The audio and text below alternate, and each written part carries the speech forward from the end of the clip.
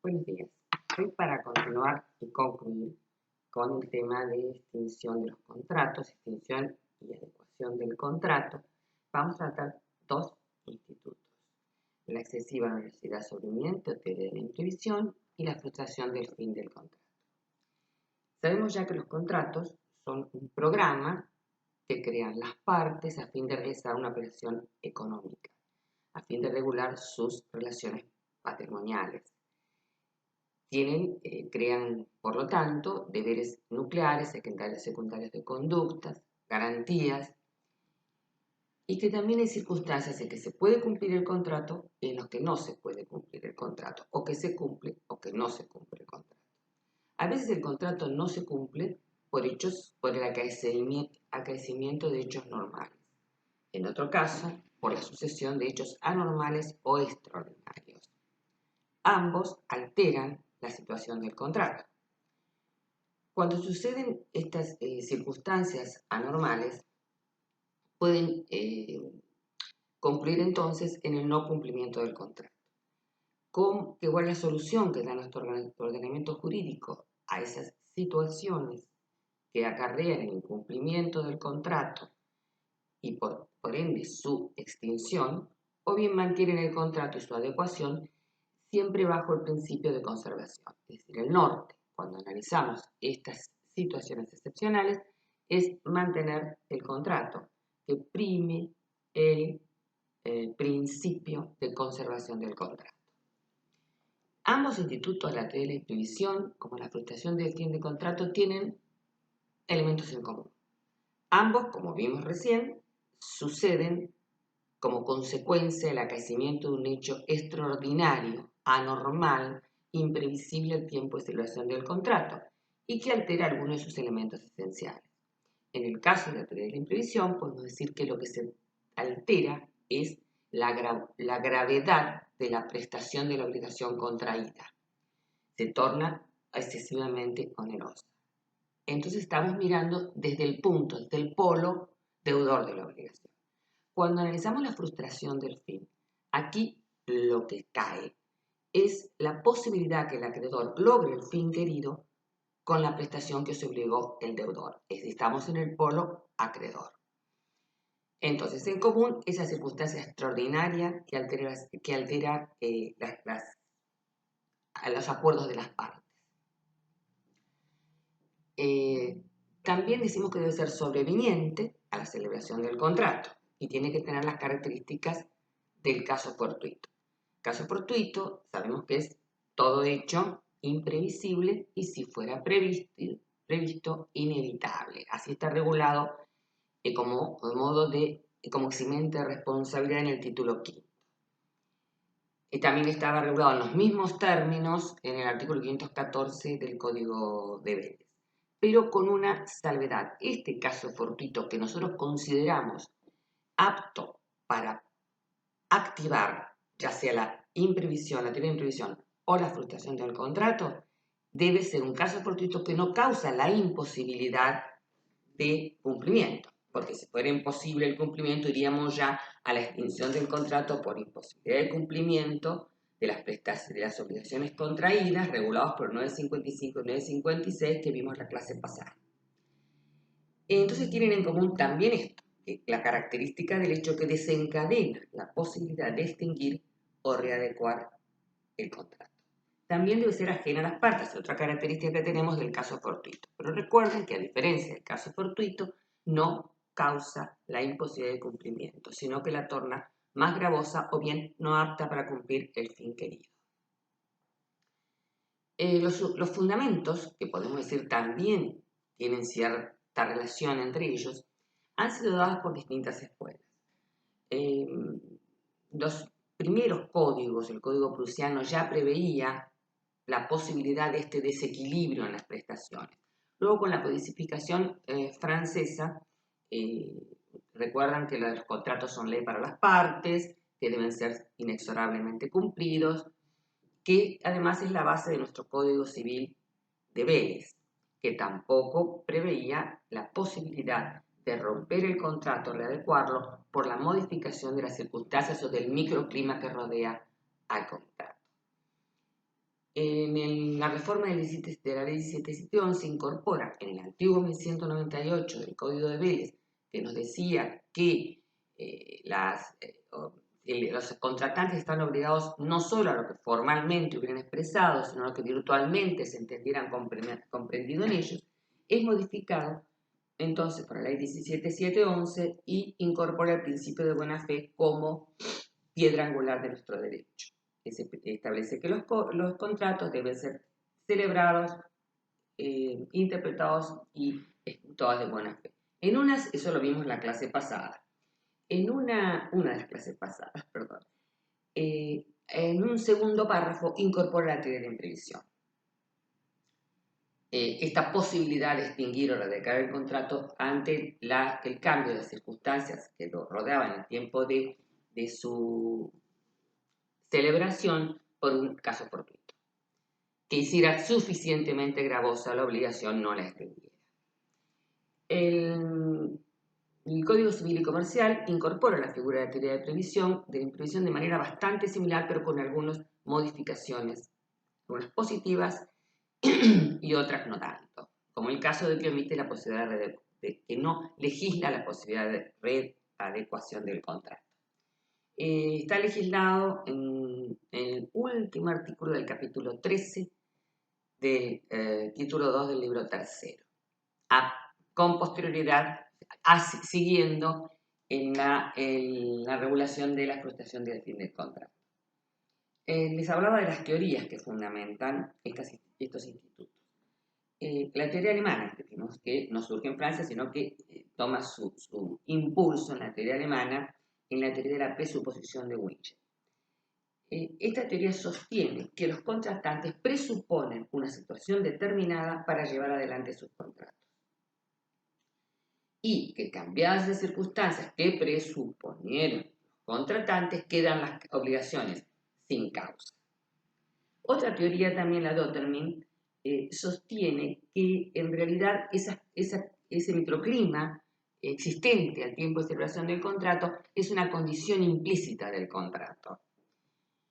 Esto vamos a ver que después está explayado en la teoría inglesa cuando vamos a ver la frustración del fin de contrato. Ya tienen los sajos.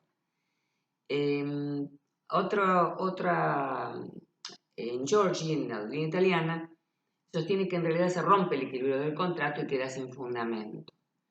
Algunos autores, como Brusin, dicen que en realidad eso que está fuera, digamos, del contrato ya no rige el contrato mismo, sino que ese cambio que se produce genera una cuestión extracontractual, es decir, excede los límites del contrato, luego no es exigible por ese acuerdo de partes.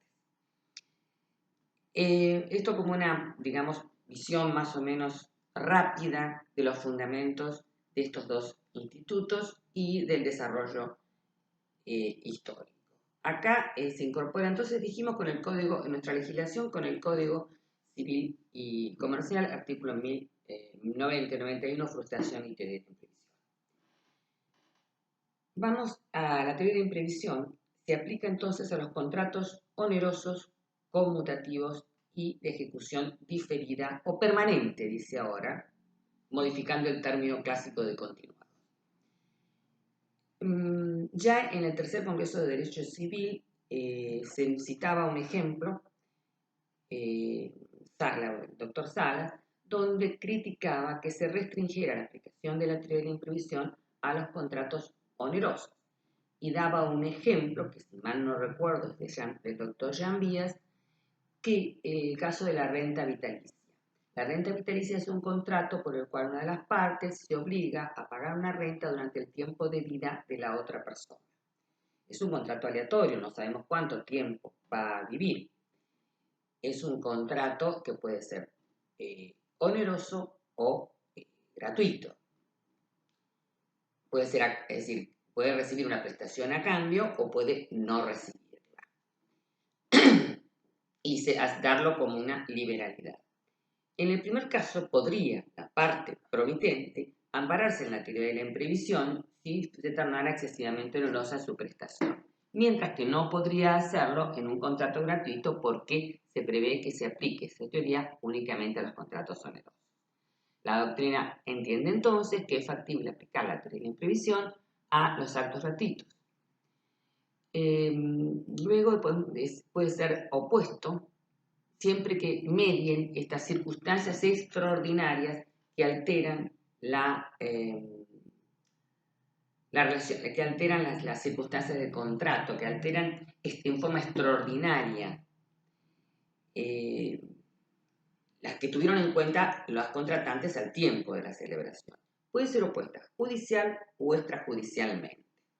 Puede ser opuesta por cualquiera de las partes y también por un tercero si ese contrato le ha otorgado derechos o ha creado obligaciones a su cargo. Dijimos que también tenían que ser conmutativos. Sin embargo, también puede ser aplicado a los contratos aleatorios, siempre y cuando esa alteración exceda el área o riesgo que asumen las partes en el contrato aleatorio.